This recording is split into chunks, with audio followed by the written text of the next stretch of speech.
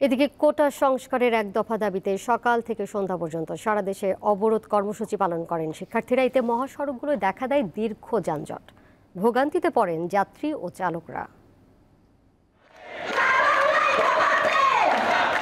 সকল গ্রেডে অযৌক্তিক ও বৈষম্যমূলক কোটা ব্যবস্থা সংস্কারের দাবিতে সড়ক ও রেলপথ অবরোধ করে চট্টগ্রাম বিশ্ববিদ্যালয় ও চট্টগ্রামের বিভিন্ন কলেজের শিক্ষার্থীরা। নগরের দেওয়ানহাট এলাকায় সকাল 10টা থেকে রেলপথ অবরোধ করে রাখা হয়।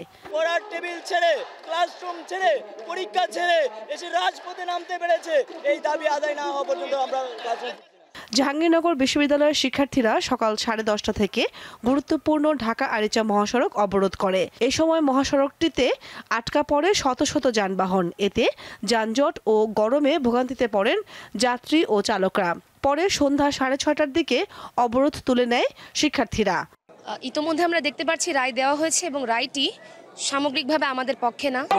সন্তানদের নিয়ে সেটা কিন্তু 18 পরিপত্রে নেই। বরিশাল বিশ্ববিদ্যালয়ের সামনে সড়ক অবরোধ করেন শিক্ষার্থীরা।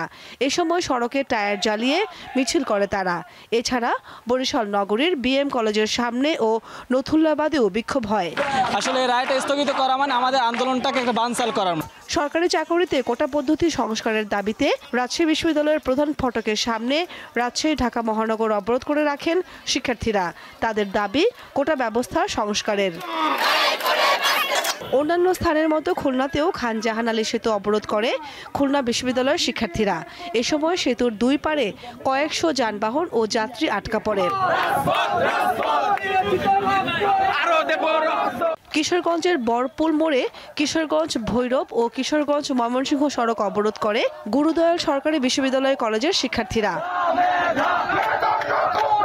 একইভাবে দিনাজপুরের হাজী মোহাম্মদ দানেশ বিজ্ঞান ও প্রযুক্তি বিশ্ববিদ্যালয়ের প্রধান ফটকের সামনে মহাসড়কে বিক্ষোভ মিছিল ও অবরোধ করেন আন্দোলনকারীরা। আমার সোনার বাংলা।